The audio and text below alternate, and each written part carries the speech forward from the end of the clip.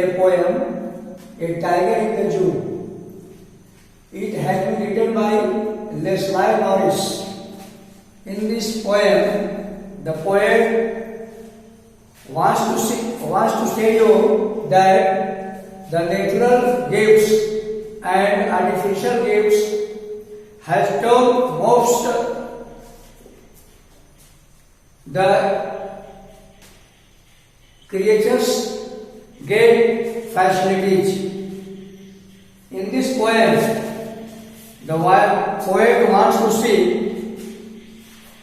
this poem contrasts a tiger in the zoo with tiger in the natural habitat. The poem moves from the zoo in the jungle and back again to the zoo. कहने का तात्पर्य है कि इस कविता में कवि ने एक बाघ का जिक्र किया है, एक टाइगर का जिक्र किया है। एक टाइगर जो जंगल में रहने वाला जीव है, उसे जब चिड़ियाखाना में कैद कर दिया जाता है तो वह वहां भिन्न भिन्न प्रकार की सुविधाओं को प्राप्त करने के बाद भी वह नेचुरल गिफ्ट से अछूता रहता है। इस कारण वह असंतुष्ट रहता है और वह चाहता है कि मैं स्वतंत्रतापूर्वक जीवन जीने के लिए प्रकृति के गोद में विचरण करूं।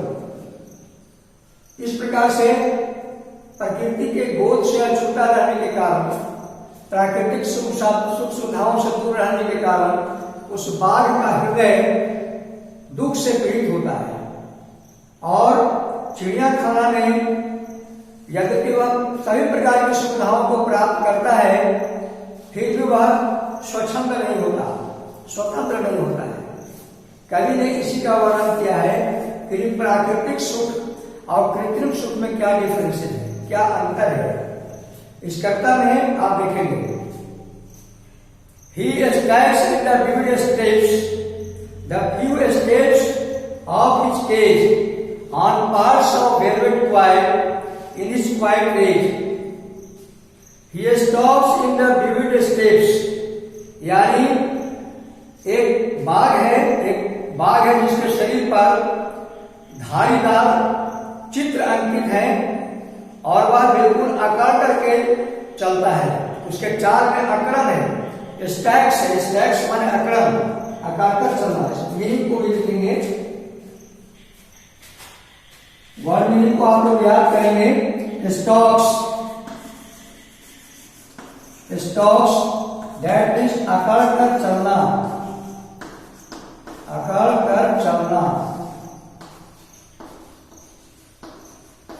चाल में अकड़न होना। विविध, स्पष्ट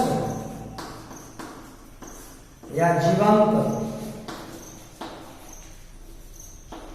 या साफ सुथरा। स्ट्रिप्स, STRIPS, स्ट्रिप्स धारीदार। अब देखते हैं कि बाघ या चीता जो होता है उसके शरीर पर धारीदार चित्र बने होते हैं, धारीदार निशान बने होते हैं, जिसको अंग्रेजी में कहते हैं स्ट्रिप्स।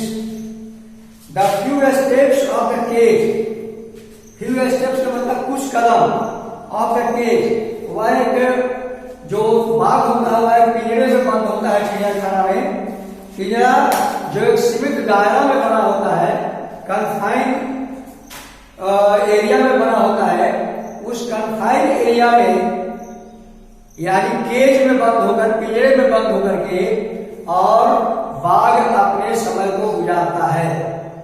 वह खुश नहीं है, परंतु वहां पर रहने की मजबूरी है और वह अपनी मजबूरी में सभी प्रकार की सुविधाओं को पा करके पिंजरे में इधर से उधर घूमता रहता है अपनी आकड़न भरी चाल से, क्योंकि उसका नेचर है, उसका स्वभाव है कि वह अहंकारी होता है, वह प्राउडी होता है, यानी उसके चाल में आकड़न होते हैं।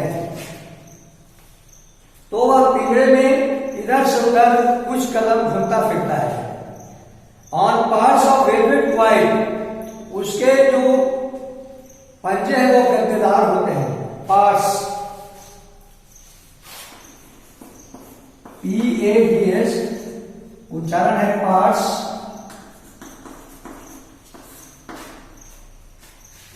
यानी गद्देदार या नरम, गद्देदार या नरम गद्दा। उसके जो पंजे होते हैं वो गद्देदार होते हैं, स्पंज करते हैं। और वेलवेट होते हैं, वेलवेट मतलब वो हल्के पैर से चलता है। जैसे आप कभी देखते होंगे चोरी चुप्पे, यानी धीरे धीरे आप बिना आहट किए हुए जब आप चलते हैं उसको हम कहते हैं वेलवेट स्टेप। तो वेलवेट स्टेप से यानी धीरे धीरे कदमों से, धीरे धीरे गद्देदार पंजों के द्वारा बाघ जो है अपने पिंजरे में घूमता फिरता है। तो on parts of velvet coil, velvet word में लिखते जाएंगे, इसको याद कर लेंगे।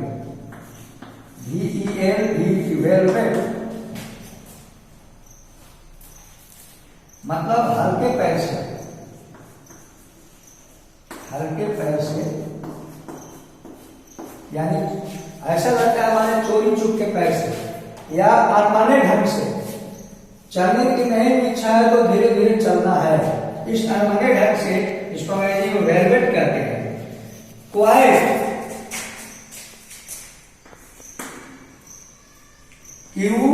QUIET, क्वाइट, इसका उच्चारण है क्वाइट। क्वाइट है जिसका अर्थ होता है चुपचाप या स्थिर भाव से, शांत भाव से। चुपचाप या स्थिर, यानी पिंजरे में वह चुपचाप मौन धारण करते हुए वह इधर से उधर हल्के पैर से गद्देदार पंजे पर घूमता रहता है। एक होता है क्वाइट, QUITE,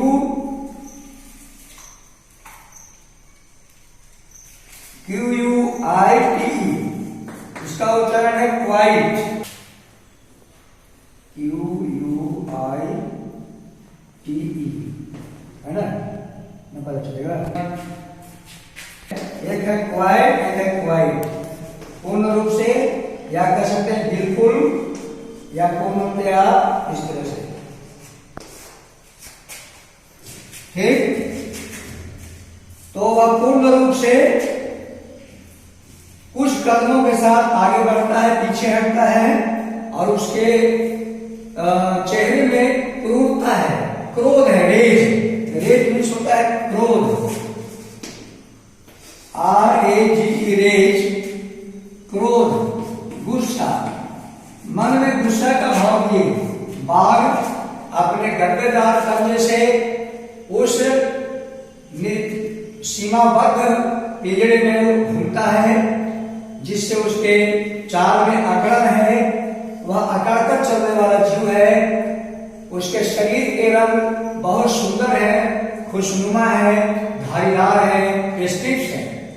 इस प्रकार से फर्स्ट स्टेंजा का आपने देखा, ये इसका हिंदी अनुवाद। सेकंड स्टेंजा को देखेंगे आप, he should be lurking in shadow, sliding through long grass near the water hole where plump deer pass. यानी लर्किंग मतलब होता है घात लगाकर बैठना, छिप करके किसी को पकड़ने या मारने के लिए घात लगाना, निशाना लगाना। लर्किंग, LURKING, घात लगाना या निशाना साधना, घात लगाकर बैठना।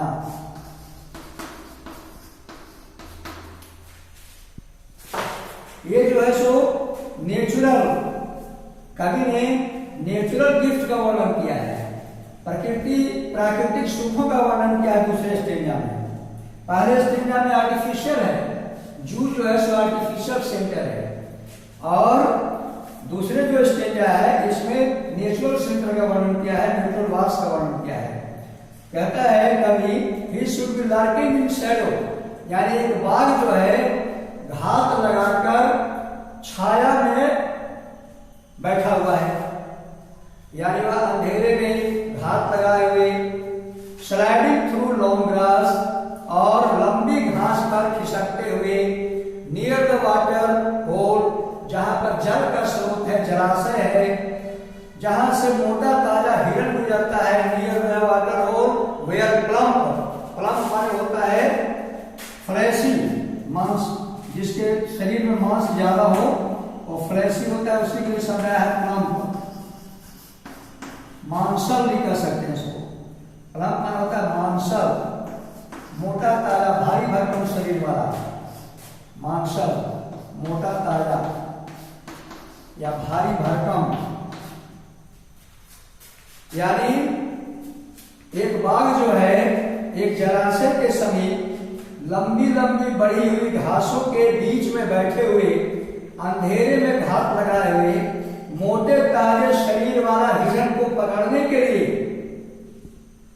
उसे बैठा हुआ होना चाहिए था। किसको होना चाहिए था? एक टाइगर को होना चाहिए था। टाइगर को प्राकृतिक सुख की जा सकता है, प्राकृतिक सुख का इसमें कवि ने वर्णन किया है कि एक ऐसा स्थान हो जो वन क्षेत्र में हो, जहां पर सुंदर जलाशय हो, वहां पर घास फूस हो, पेड़ पौधे हो, झाड़ियां हो, अंधेरी रात हो, अंधेरा वक्त हो, जहां पर एक बाघ जो है सो छीन कर मोटे ताजे हिरण को शिकार करने के लिए बैठा हुआ हो। इस प्रकार की कल्पना एक बाघ के मन में है। नेचुरल वेलनेस को प्राप्त करना चाहता है, नेचुरल सुख को प्राप्त करना चाहता है बाघ। लेकिन चिड़ियाखाना में ऐसी कोई बात नहीं है, वहां जो कुछ है वो मानव निर्मित है, आर्टिफिशियल है, जहां की बाघ खुश नहीं है, पसंद नहीं होता है। इस प्रकार से थर्ड स्टेंजा में देखेंगे, he should be snarling around houses at the jungle's edge, bearing his white fangs, his claws, terrorizing the village. स्नार्लिंग यानी गुर्राते हुए,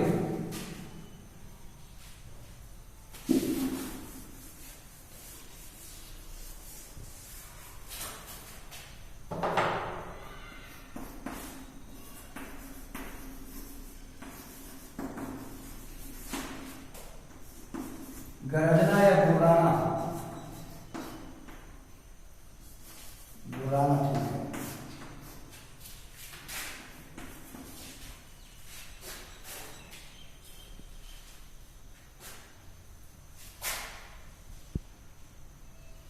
एज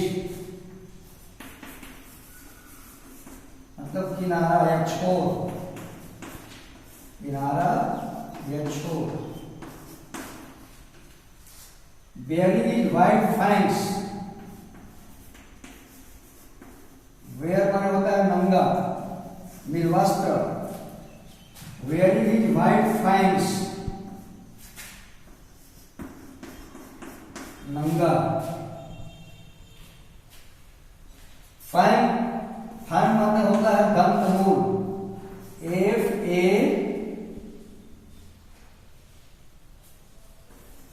FANGS, फैंग्स मतलब दंत मूल।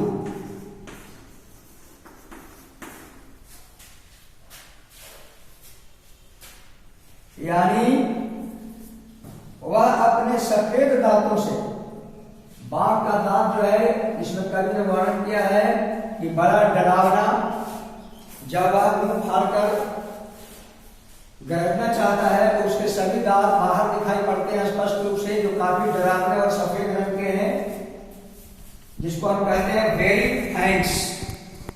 तो थर्ड स्टेंजा में कवि ने कहा है कि वह घरों के चारों ओर गुर्राते हुए, he should be snarling around houses, जंगल के छोर पर अपने अपने नंगे तीखे दांतों के साथ, एट द जंगल से bearing his white fangs, his clause, clause माने होता है पंजा, बाघ या सिंह के पंजा को क्लाज बोलते हैं। CLAWS, पंजे।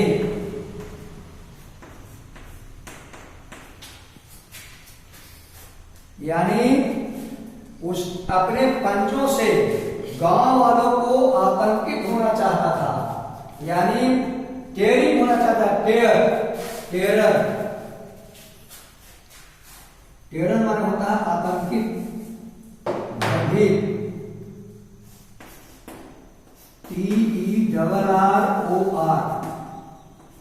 आतंक या भय है। यानी इसमें भी नेचुरल गिफ्ट का वर्णन कवि ने किया है। थर्ड स्टेंजा में कहा है he should be snarling around houses and the jungle says, यानी जंगल के छोर पर अपने नंगे तीखे दांतों के साथ और गांव के घरों के चारों ओर गुर्राते हुए बाघ अपने पंजों से गांव वालों को आतंकित होना चाहिए था, मतलब आतंकित करने वाला होना चाहिए था। बाघ जो है कल्पना कर रहा है कि हमें वहां होना चाहिए था जहां पर जंगल के नजदीक गांव होता और गांव में जो घर द्वार होते हैं बने हुए, वहीं इर्द गिर्द मैं चक्कर काटता, गांव वाले को अपने पंजों से अपनी गुर्राहट से डराने का काम करता, तब जो है मेरा जीवन धन्य होता, सार्थक होता, जहां पर प्राकृतिक सुख मुझे प्राप्त होता। अब आगे देखें स्टेंजा नंबर 5/4 कहता है but he is locked in a concrete cell, he just stand behind bars, stalking the length of his cage, ignoring visitors। यहां पर कहता है कंक्रीट सेल मतलब पक्का का बना हुआ कोठरी, जिसको सेल कहते हैं, छोटी कोठरी, कंक्रीट सेल।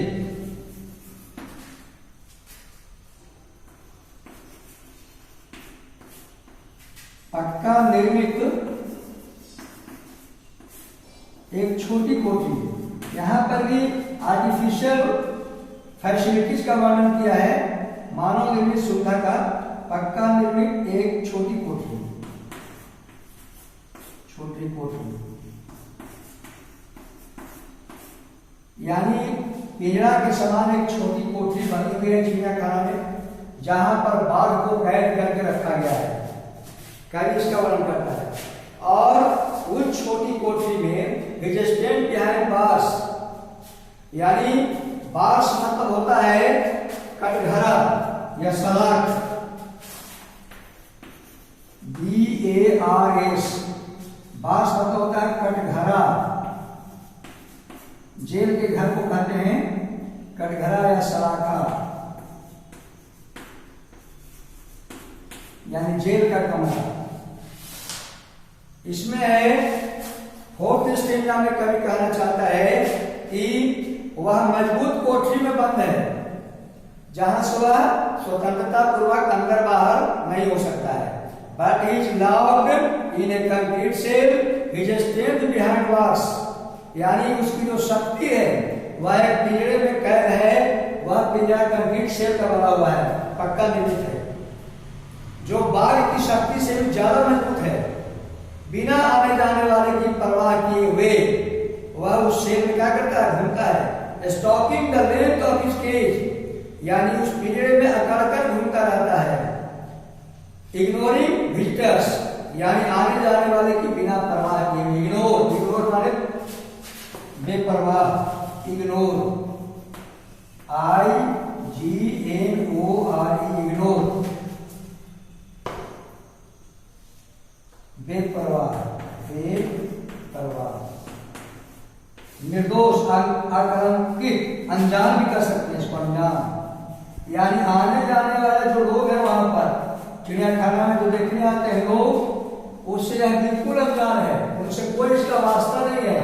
इसलिए बिना डर किए हुए लोगों का वह बाघ जो है चिड़ियाखाना के कंक्रीट सेल में इधर से उधर घूमने का काम करता है।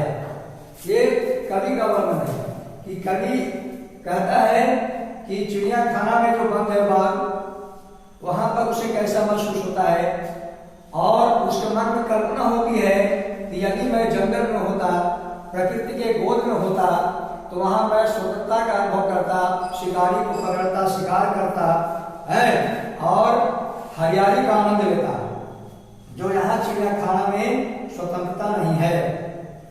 और अंतिम स्टेजा में, लास्ट स्टेजा में कवि कहना चाहता है, he hears the last voice at night, the patrolling cars and stares with the brilliant eye at the brilliant stars। अंत में बाघ की इच्छा का वर्णन करते हुए कवि कहना चाहता है कि चिड़ियाखाना में आने जाने वाले यात्री जिन साधनों से आते हैं, इसमें एक कार का उदाहरण दिया है कि कार से चिड़ियाखाना में घूमने वाले यात्रियों का आना जाना शुरू होता है और उसकी आवाज बाघ को सुनाई पड़ती है, जिसकी आवाज को सुनने के बाद उसकी आंखें चौकन्ना हो जाती है और अपनी चमकदार आंखों से चमकदार सितारों की तरफ एकटक देखते रहता है, स्टार्स की तरफ एकटक देखता है, क्योंकि वह पिंजरे में कैद है, क्योंकि वह स्वतंत्रता पूर्वक किसी भी शिकार को पकड़ नहीं सकता, इसलिए केवल वह अपनी चमकती आंख से अपने सामने आए हुए शिकार को देखता है, और जब वह विवश होता है उसे पकड़ने के लिए, तो वह आसमान की ओर चमकते तारों को एकटक देखने लगता है, जिससे उसकी जो आशा है, जिससे उसकी जो स्वतंत्रता है, उस पर पानी गिर जाता है। वह महसूस करता है कि यहाँ तो कैद खाना है, यहाँ मैं स्वतंत्र नहीं हूं, यहाँ मेरी इच्छा के अनुसार कुछ भी नहीं हो सकता है। यानी इसका सार्थक ये है, समरी पोजीशन ये है कि कवि यह कहना चाहता है कि गुलामी स्वप्न में भी श्रेयस्कर नहीं है। गुलामी जो भी लोग करते हैं, यानी कैद खाने में जो भी कैदी बंद होते हैं, वो सारी सुख सुविधाओं को प्राप्त करने के बाद भी स्वतंत्रता के अभाव में उसका हृदय शुद्ध होता है और उसके जीने का कोई प्रयोजन सिद्ध नहीं होता है, ऐसा कवि का कहना है। तो आज आपको हम पढ़ाए हैं एक टाइगर, एक गज्जू, एक बाघ किस प्रकार से चिड़ियाखाना में और फिर वह स्वतंत्रता पाकर जंगल में किन किन अनुभवों को प्राप्त करता है, कवि ने इसे आपके सामने दिखाना चाहा है। और कवि का नाम है नेशनल मॉरिस। इस पोएम को याद करेंगे, मीनिंग को याद करेंगे, फिर मैं सामने दिखा दूंगा। That's all.